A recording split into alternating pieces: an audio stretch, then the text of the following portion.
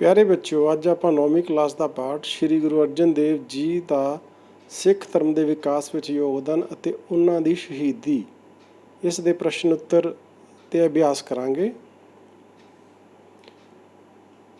ਪਹਿਲਾਂ ਬਹੁ ਵਿਕਲਪੀ ਪ੍ਰਸ਼ਨ ਹਨ। ਪਹਿਲਾ ਪ੍ਰਸ਼ਨ ਹੈ, ਸ਼੍ਰੀ ਗੁਰੂ ਅਰਜਨ ਦੇਵ ਜੀ ਦੀ ਮਾਤਾ ਦਾ ਨਾਂ। ਤਾਂ ਬੱਚਿਓ 4 ਆਪਸ਼ਨ ਆ: ਬੀਬੀ ਭਾਨੀ, ਸਬਰਾਈ ਦੇਵੀ, ਬੀਬੀ ਅਮਰੋ, ਬੀਬੀ ਅਨੋਖੀ। ਤਾਂ ਇਸ ਦਾ ਉੱਤਰ ਹੈ ਬੀਬੀ ਭਾਨੀ ਜੀ। ਦੂਸਰਾ ਪ੍ਰਸ਼ਨ, ਸ਼੍ਰੀ ਗੁਰੂ ਰਾਮਦਾਸ ਜੀ ਦੇ ਵੱਡੇ ਪੁੱਤਰ ਦਾ ਨਾਂ। ਤਾਂ ਬੱਚੇ 4 ਆਪਸ਼ਨ ਆ: ਮਹਾਦੇਵ, ਪ੍ਰਿਥੀ ਚੰਦ, ਸ਼੍ਰੀ ਅਰਜਨ ਦੇਵ, ਸ਼੍ਰੀ ਹਰਗੋਬਿੰਦ ਜੀ। ਤਾਂ ਇਸ ਦਾ ਉੱਤਰ ਆ ਪ੍ਰਿਥੀ ਚੰਦ। ਤੀਸਰਾ ਪ੍ਰਸ਼ਨ ਹੈ, ਸ਼੍ਰੀ ਗੁਰੂ ਹਰਗੋਬਿੰਦ ਜੀ ਨੂੰ ਕਿਹੜੇ ਕਿਲ੍ਹੇ ਵਿੱਚ ਕੈਦ ਕੀਤਾ ਸੀ? ਗਵਾਲੀਅਰ, ਜੈਪੁਰ, ਦਿੱਲੀ, ਲਾਹੌਰ। ਉੱਤਰ ਹੈ ਗਵਾਲੀਅਰ। ਚੌਥਾ, ਖੁਸਰੋ ਸ਼੍ਰੀ ਗੁਰੂ ਅਰਜਨ ਦੇਵ ਜੀ ਨੂੰ ਕਿੱਥੇ ਮਿਲਿਆ? ਗੋਇੰਦਵਾਲ, ਕਰਤਾਰਪੁਰ, ਸ਼੍ਰੀ ਹਰਗੋਬਿੰਦਪੁਰ, ਸੰਤੋਖਸਰ। ਤਾਂ ਇਸ ਦਾ ਉੱਤਰ ਹੈ ਗੋਇੰਦਵਾਲ। ਪੰਜਵਾਂ ਪ੍ਰਸ਼ਨ ਹੈ ਬੱਚਿਓ, ਸ਼੍ਰੀ ਗੁਰੂ ਅਰਜਨ ਦੇਵ ਜੀ ਨੂੰ ਜਹਾਂਗੀਰ ਦੁਆਰਾ ਕਦੋਂ ਸ਼ਹੀਦ ਕੀਤਾ ਗਿਆ? ਤਾਂ 4 ਅਲੱਗ-ਅਲੱਗ ਮਿਤੀਆਂ ਲਿਖੀਆਂ ਹੋਈਆਂ ਆ। ਤਾਂ ਬੱਚਿਓ ਤੁਹਾਨੂੰ ਪਤਾ ਇਸ ਦਾ ਉੱਤਰ ਕੀ ਹੈ? ਇਸ ਦਾ ਉੱਤਰ ਹੈ 30 ਮਈ 1606 ਈਸਵੀ। ਇਹ ਜਿਹੜੇ 5 ਪ੍ਰਸ਼ਨ ਸੀ ਉਹਨਾਂ ਦੇ ਉੱਤਰ ਇਸ ਪ੍ਰਕਾਰ ਹਨ। ਜੇ ਤੁਹਾਨੂੰ ਕੋਈ ਭੁਲੇਖਾ ਪਵੇ ਤਾਂ ਤੁਸੀਂ ਇਸ ਤੋਂ ਦੇਖ ਸਕਦੇ ਹੋ। ਜੇ ਤੁਸੀਂ ਪਹਿਲਾ ਲੈਸਨ ਧਿਆਨ ਨਾਲ ਪੜ੍ਹਿਆ ਹੈ ਅਤੇ ਵੀਡੀਓ ਦੇਖੀ ਹੈ ਤਾਂ ਤੁਹਾਨੂੰ ਆਨਸਰ ਅੱਛੀ ਤਰ੍ਹਾਂ ਆਉਂਦੇ ਹੋਣੇ ਚਾਹੀਦੇ ਹਨ। ਅੱਗੇ ਹੈ ਜੀ, ਖਾਲੀ ਥਾਵਾਂ ਭਰੋ। ਸ਼੍ਰੀ ਗੁਰੂ ਅਰਜਨ ਦੇਵ ਜੀ ਦਾ ਗੁਰੂ ਕਾਲ ਡੈਸ਼ ਤੋਂ ਡੈਸ਼ ਤੱਕ ਸੀ। ਤੁਸੀਂ ਬੱਚੋ ਸੋਚੋ, ਅੱਗੇ ਤੁਹਾਨੂੰ ਇਹਦਾ ਉੱਤਰ ਦੱਸਾਂਗੇ। ਦੂਸਰਾ ਆ, 1590 ਈਸਵੀ ਵਿੱਚ ਸ਼੍ਰੀ ਗੁਰੂ ਅਰਜਨ ਦੇਵ ਜੀ ਨੇ ਡੈਸ਼ ਨਾਂ ਦਾ ਸਰੋਵਰ ਬਣਾਇਆ। ਤੁਸੀਂ ਸੋਚ ਲਿਆ ਹੁਣ ਬੱਚਿਓ? ਚਲੋ ਹੁਣ ਤੁਹਾਨੂੰ ਆਨਸਰ ਤੁਹਾਡੇ ਦਿਖਾਉਂਦੇ ਵੀ ਤੁਸੀਂ ਕੀ ਸੋਚਿਆ ਅਤੇ ਕੀ ਤੁਹਾਨੂੰ ਉਹ ਆਉਂਦੇ ਸੀ। ਤਾਂ ਉੱਤਰ ਹੈ ਜੀ 1581 ਤੋਂ ਲੈ ਕੇ 1606 ਈਸਵੀ ਤੱਕ ਗੁਰਗੱਦੀ 'ਤੇ ਬੈਠੇ ਅਤੇ ਸਰੋਵਰ ਕਿਹੜਾ ਉਹਨਾਂ ਨੇ ਜਿਹੜਾ ਬਣਾਇਆ ਤਰਨਤਾਰਨ ਵਿਖੇ, ਨਾਲੇ ਤਰਨਤਾਰਨ ਸ਼ਹਿਰ ਵਸਾਇਆ, ਨਾਲੇ ਉੱਥੇ ਉਹਨਾਂ ਨੇ ਸਰੋਵਰ ਬਣਾਇਆ। ਤਾਂ ਇਸੇ ਤਰ੍ਹਾਂ ਬੱਚਿਓ ਸਹੀ ਮਿਲਾਨ ਕਰੋ। ਤੁਸੀਂ ਮਿਲਾਉਣੇ ਆ ਕਿਹੜਾ ਕਿਸ ਚੀਜ਼ ਨਾਲ ਸੰਬੰਧਿਤ ਆ। ਸ਼੍ਰੀ ਗੁਰੂ ਅਰਜਨ ਦੇਵ ਜੀ ਦੀ ਸ਼ਹੀਦੀ, 4 ਉੱਤਰ ਹਨ। ਜਹਾਂਗੀਰ, 30 ਮਈ 1606 ਈਸਵੀ, ਸ਼੍ਰੀ ਹਰਗੋਬਿੰਦ ਜੀ, ਸ਼੍ਰੀ ਹਰਿਮੰਦਰ ਸਾਹਿਬ ਦਾ ਨੀਂਹ ਰੱਖਣਾ। ਠੀਕ ਹੈ, ਸੋਚੋ ਆਨਸਰ। ਦੂਸਰਾ ਹੈ ਮੀਰੀ ਪੀਰੀ। 4 ਆਨਸਰਾਂ 'ਚੋਂ ਦੇਖੋ ਕਿਸ ਨਾਲ ਸੰਬੰਧਿਤ ਹੈ। ਸਾਈਂ ਮੀਆਂ ਮੀਰ ਜੀ। ਇਹ ਤਾਂ ਪ੍ਰਸ਼ਨ ਬਹੁਤ ਸੌਖਾ ਹੈ, ਤੁਹਾਨੂੰ ਅੰਦਾਜ਼ਾ ਲੱਗ ਗਿਆ ਹੋਣਾ। ਚੌਥਾ ਹੈ ਖੁਸਰੋ। ਤਾਂ ਇਹਨਾਂ ਸਾਰਿਆਂ ਦਾ ਸੰਬੰਧ ਕਿਸ ਚੀਜ਼ ਨਾਲ ਸੀ? ਆਓ ਦੇਖਦੇ ਹਾਂ। ਸ਼੍ਰੀ ਗੁਰੂ ਅਰਜਨ ਦੇਵ ਜੀ ਦੀ ਸ਼ਹੀਦੀ 30 ਮਈ 1606 ਈਸਵੀ ਨੂੰ ਹੋਈ। ਮੀਰੀ ਪੀਰੀ ਦੀਆਂ ਤਲਵਾਰਾਂ ਗੁਰੂ ਹਰਗੋਬਿੰਦ ਜੀ ਨੇ ਧਾਰਨ ਕੀਤੀਆਂ ਸਨ। ਮੀਆਂ ਮੀਰ ਜੀ ਨੇ ਹਰਿਮੰਦਰ ਸਾਹਿਬ ਦਾ ਨੀਂਹ ਪੱਥਰ ਰੱਖਿਆ ਸੀ। ਖੁਸਰੋ ਜਹਾਂਗੀਰ ਦਾ ਪੁੱਤਰ ਸੀ ਜਿਸ ਨੇ ਉਸ ਦੇ ਵਿਰੁੱਧ ਬਗਾਵਤ ਕੀਤੀ ਸੀ।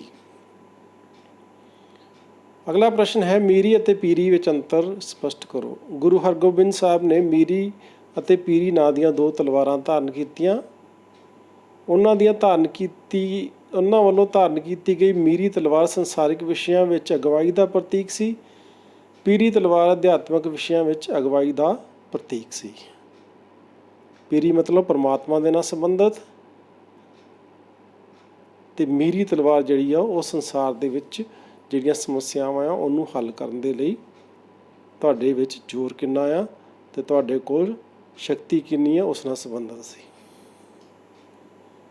ਤਾਂ ਅੱਗੇ ਬਹੁਤ ਛੋਟੇ ਉੱਤਰਾਂ ਵਾਲੇ ਪ੍ਰਸ਼ਨ ਹਨ। ਪਹਿਲਾ ਪ੍ਰਸ਼ਨ ਹੈ, ਸਿੱਖਾਂ ਦੇ 5ਵੇਂ ਗੁਰੂ ਕੌਣ ਸਨ? ਸ਼੍ਰੀ ਗੁਰੂ ਅਰਜਨ ਦੇਵ ਜੀ। ਸ਼੍ਰੀ ਹਰਿਮੰਦਰ ਸਾਹਿਬ ਜੀ ਦਾ ਨੀਂਹ ਕਦੋਂ ਅਤੇ ਕਿਸ ਨੇ ਰੱਖੀ? ਸ਼੍ਰੀ ਹਰਿਮੰਦਰ ਸਾਹਿਬ ਦੀ ਨੀਂਹ 1588 ਈਸਵੀ ਵਿੱਚ ਪ੍ਰਸਿੱਧ ਸੂਫੀ ਫਕੀਰ ਮੀਆਂ ਮੀਰ ਜੀ ਨੇ ਰੱਖੀ। ਸ਼੍ਰੀ ਗੁਰੂ ਅਰਜਨ ਦੇਵ ਜੀ ਨੇ ਆਦਿ ਗ੍ਰੰਥ ਸਾਹਿਬ ਨੂੰ ਕਿਸ ਤੋਂ ਲਿਖਵਾਇਆ? ਭਾਈ ਗੁਰਦਾਸ ਜੀ ਤੋਂ ਲਿਖਵਾਇਆ। ਆਪਾਂ ਪਿਛਲੇ ਵੀਡੀਓਜ਼ ਦੇ ਵਿੱਚ ਉਹਨਾਂ ਦੀ ਤਸਵੀਰ ਵੀ ਦੇਖੀ ਹੋਈ ਹੈ। ਆਦਿ ਸ਼੍ਰੀ ਗੁਰੂ ਗ੍ਰੰਥ ਸਾਹਿਬ ਜੀ ਦੀ ਸੰਪਾਦਨਾ ਕਦੋਂ ਹੋਈ? 1604 ਈਸਵੀ ਵਿੱਚ। ਨਕਸ਼ਬੰਦੀ ਲਹਿਰ ਦਾ ਨੇਤਾ ਕੌਣ ਸੀ? ਸ਼ੇਖ ਅਹਿਮਦ ਸਰਹੰਦੀ। ਸ਼੍ਰੀ ਹਰਿਮੰਦਰ ਸਾਹਿਬ ਦੇ ਪਹਿਲੇ ਗ੍ਰੰਥੀ ਕੌਣ ਸਨ? ਬਾਬਾ ਬੁੱਢਾ ਜੀ। ਦਸਵੰਧ ਤੋਂ ਕੀ ਭਾਵ ਹੈ? ਦਸਵੰਧ ਤੋਂ ਭਾਵ ਹੈ ਹਰੇਕ ਸਿੱਖ ਆਪਣੀ ਆਮਦਨ ਦਾ 10ਵਾਂ ਹਿੱਸਾ ਗੁਰੂ ਜੀ ਦੇ ਨਾਂ 'ਤੇ ਭੇਟ ਕਰੇ।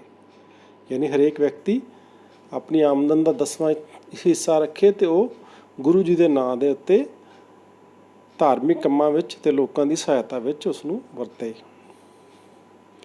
ਅੱਗੇ 50 ਤੋਂ 60 ਸ਼ਬਦਾਂ ਵਾਲੇ ਪ੍ਰਸ਼ਨ ਨੇ। ਪਹਿਲਾ ਪ੍ਰਸ਼ਨ ਹੈ, ਸ਼੍ਰੀ ਗੁਰੂ ਰਾਮਦਾਸ ਜੀ ਨੇ ਗੁਰਗੱਦੀ ਕਿਸ ਨੂੰ ਅਤੇ ਕਦੋਂ ਸੌਂਪੀ? ਉੱਤਰ, ਸ਼੍ਰੀ ਗੁਰੂ ਰਾਮਦਾਸ ਜੀ ਦੇ 3 ਪੁੱਤਰ ਸਨ। ਸਭ ਤੋਂ ਵੱਡੇ ਪੁੱਤਰ ਪ੍ਰਿਥੀ ਚੰਦ ਬੜਾ ਬੇਈਮਾਨ ਅਤੇ ਸਵਾਰਥੀ ਸੀ।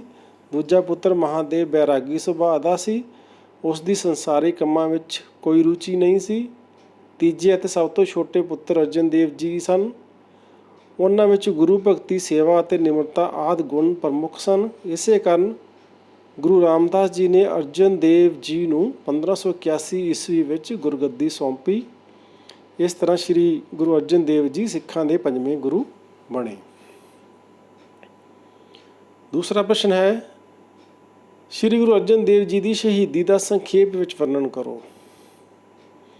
ਮੁਗਲ ਬਾਦਸ਼ਾਹ ਅਕਬਰ ਦੇ ਸਮੇਂ ਸ਼੍ਰੀ ਗੁਰੂ ਅਰਜਨ ਦੇਵ ਜੀ ਦੇ ਉਹਨਾਂ ਨਾਲ ਬਹੁਤ ਮਿੱਤਰਤਾਪੂਰਨ ਸੰਬੰਧ ਸਨ, ਪਰੰਤੂ ਅਕਬਰ ਦੀ ਮੌਤ ਤੋਂ ਬਾਅਦ ਜਹਾਂਗੀਰ ਨੇ ਸਹਿਣਸ਼ੀਲਤਾ ਦੀ ਨੀਤੀ ਨੂੰ ਛੱਡ ਦਿੱਤਾ। ਉਹ ਉਸ ਮੌਕੇ ਦੀ ਭਾਲ ਵਿੱਚ ਰਹਿਣ ਲੱਗਾ ਜਦੋਂ ਉਹ ਸਿੱਖ ਧਰਮ 'ਤੇ ਕਰਾਰੀ ਸੱਟ ਮਾਰ ਸਕੇ। ਇਸ ਦੌਰਾਨ ਜਹਾਂਗੀਰ ਦੇ ਪੁੱਤਰ ਖੁਸਰੋ ਨੇ ਉਸ ਦੇ ਵਿਰੁੱਧ ਬਗਾਵਤ ਕਰ ਦਿੱਤੀ। ਖੁਸਰੋ ਦਿੱਲੀ ਤੋਂ ਭੱਜ ਕੇ ਗੁਰੂ ਅਰਜਨ ਦੇਵ ਜੀ ਦੇ ਕੋਲ ਆਇਆ। ਗੁਰੂ ਜੀ ਨੇ ਉਸ ਨੂੰ ਆਸ਼ੀਰਵਾਦ ਦਿੱਤਾ। ਇਸ ਦੋਸ਼ ਕਾਰਨ ਜਹਾਂਗੀਰ ਨੇ ਗੁਰੂ ਅਰਜਨ ਦੇਵ ਜੀ ਉੱਤੇ 2 ਲੱਖ ਰੁਪਏ ਦਾ ਜੁਰਮਾਨਾ ਲਗਾ ਦਿੱਤਾ, ਪਰੰਤੂ ਗੁਰੂ ਜੀ ਨੇ ਜੁਰਮਾਨਾ ਦੇਣ ਤੋਂ ਇਨਕਾਰ ਕਰ ਦਿੱਤਾ। ਇਸ ਲਈ ਉਹਨਾਂ ਨੂੰ ਕੈਦ ਕਰ ਲਿਆ ਗਿਆ ਅਤੇ ਕਈ ਤਸੀਹੇ ਦੇ ਕੇ ਸ਼ਹੀਦ ਕਰ ਦਿੱਤਾ ਗਿਆ।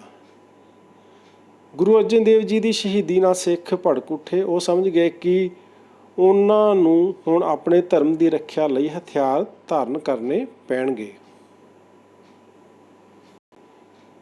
ਤੀਸਰਾ ਪ੍ਰਸ਼ਨ ਹੈ ਬੱਚਿਓ, ਜਹਾਂਗੀਰ ਦੀ ਧਾਰਮਿਕ ਅਸਹਿਣਸ਼ੀਲਤਾ ਤੋਂ ਕੀ ਭਾਵ ਹੈ? ਮੁਗਲ ਬਾਦਸ਼ਾਹ ਅਕਬਰ ਦੇ ਉਲਟ ਬਾਦਸ਼ਾਹ ਜਹਾਂਗੀਰ ਇੱਕ ਕੱਟੜ ਮੁਸਲਮਾਨ ਸੀ। ਉਹ ਆਪਣੇ ਧਰਮ ਨੂੰ ਵਧਾਉਣਾ ਚਾਹੁੰਦਾ ਸੀ, ਪਰ ਉਸ ਸਮੇਂ ਹਰ ਜਾਤੀ ਅਤੇ ਧਰਮ ਦੇ ਲੋਕ ਸਿੱਖ ਧਰਮ ਦੀ ਉਦਾਰਤਾ ਅਤੇ ਸਿੱਖਿਆਵਾਂ ਤੋਂ ਪ੍ਰਭਾਵਿਤ ਹੋ ਕੇ ਸਿੱਖ ਧਰਮ ਨੂੰ ਅਪਣਾ ਰਹੇ ਸਨ। ਜਹਾਂਗੀਰ ਸਿੱਖ ਧਰਮ ਦੀ ਵੱਧਦੀ ਪ੍ਰਸਿੱਧੀ ਨੂੰ ਸਹਿਣ ਨਹੀਂ ਕਰ ਸਕਿਆ ਅਤੇ ਉਹ ਗੁਰੂ ਅਰਜਨ ਦੇਵ ਜੀ ਨਾਲ ਈਰਖਾ ਕਰਨ ਲੱਗਾ। ਅਖੀਰ ਇਸੇ ਕਾਰਨ ਗੁਰੂ ਜੀ ਦੀ ਸ਼ਹਾਦਤ ਹੋਈ।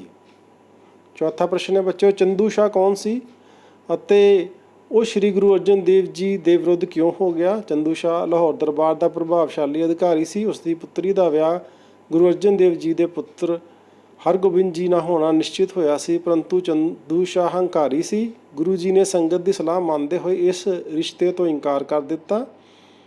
ਚੰਦੂ ਸ਼ਾਹ ਨੇ ਇਸ ਨੂੰ ਆਪਣਾ ਅਪਮਾਨ ਸਮਝਿਆ ਅਤੇ ਉਹ ਗੁਰੂ ਘਰ ਦਾ ਵਿਰੋਧੀ ਬਣ ਬੈਠਾ।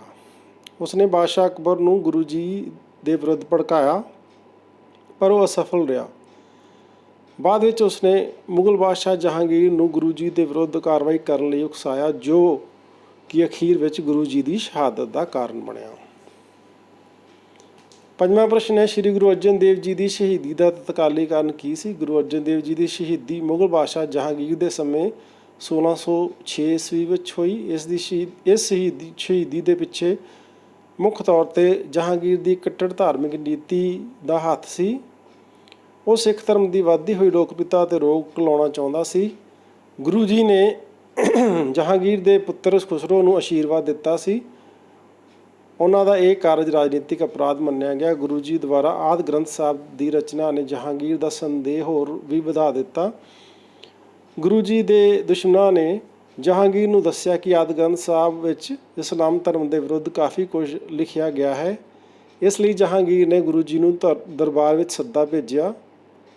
ਉਸਨੇ ਗੁਰੂ ਜੀ ਨੂੰ ਹੁਕਮ ਦਿੱਤਾ ਕਿ ਉਹ ਇਸਲਾਮ ਧਰਮ ਦੇ ਮੋਢੀ ਹਜ਼ਰਤ ਮੁਹੰਮਦ ਸਾਹਿਬ ਦੇ ਵਿਸ਼ੇ ਵਿੱਚ ਵੀ ਕੁਝ ਲਿਖਣ, ਪਰ ਗੁਰੂ ਜੀ ਨੇ ਇਸ ਸੰਬੰਧ ਵਿੱਚ ਪਰਮਾਤਮਾ ਦੇ ਹੁਕਮ ਤੋਂ ਬਿਨਾਂ ਕਿਸੇ ਹੋਰ ਦੇ ਹੁਕਮ ਦੀ ਪਾਲਣਾ ਕਰਨ ਤੋਂ ਇਨਕਾਰ ਕਰ ਦਿੱਤਾ। ਇਹ ਉੱਤਰ ਸੁਣ ਕੇ ਮੁਗਲ ਬਾਦਸ਼ਾਹ ਨੇ ਗੁਰੂ ਅਰਜਨ ਦੇਵ ਜੀ ਨੂੰ ਕਠੋਰ ਸਰੀਰਕ ਕਸ਼ਟ ਦੇ ਕੇ ਮਾਰ ਦੇਣ ਦਾ ਆਦੇਸ਼ ਜਾਰੀ ਕੀਤਾ।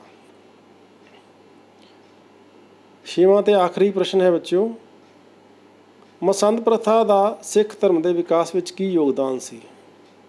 ਸਿੱਖ ਧਰਮ ਦੇ ਸੰਗਠਨ ਅਤੇ ਵਿਕਾਸ ਵਿੱਚ ਮਸੰਦ ਪ੍ਰਥਾ ਦਾ ਵਿਸ਼ੇਸ਼ ਯੋਗਦਾਨ ਰਿਹਾ। ਇਸ ਦੇ ਯੋਗਦਾਨ ਨੂੰ ਹੇਠ ਲਿਖੀਆਂ ਗੱਲਾਂ ਰਾਹੀਂ ਜਾਣਿਆ ਜਾ ਸਕਦਾ ਹੈ। ਪਹਿਲਾ, ਗੁਰੂ ਜੀ ਦੀ ਆਮਦਨ ਹੁਣ ਨਿਰੰਤਰ ਅਤੇ ਲਗਭਗ ਨਿਸ਼ਚਿਤ ਹੋ ਗਈ। ਆਮਦਨ ਦੇ ਸਥਾਈ ਹੋ ਜਾਣ ਨਾਲ ਗੁਰੂ ਜੀ ਨੂੰ ਆਪਣੀ ਰਚਨਾਤਮਕ ਕੰਮਾਂ ਨੂੰ ਪੂਰਾ ਕਰਨ ਵਿੱਚ ਬਹੁਤ ਸਹਾਇਤਾ ਮਿਲੀ।